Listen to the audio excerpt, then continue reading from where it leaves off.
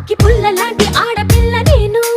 నన్ను చిన్న చూపు చూస్తే ఊరుకోను ఎందులోని నీకు నేను తీసిపోను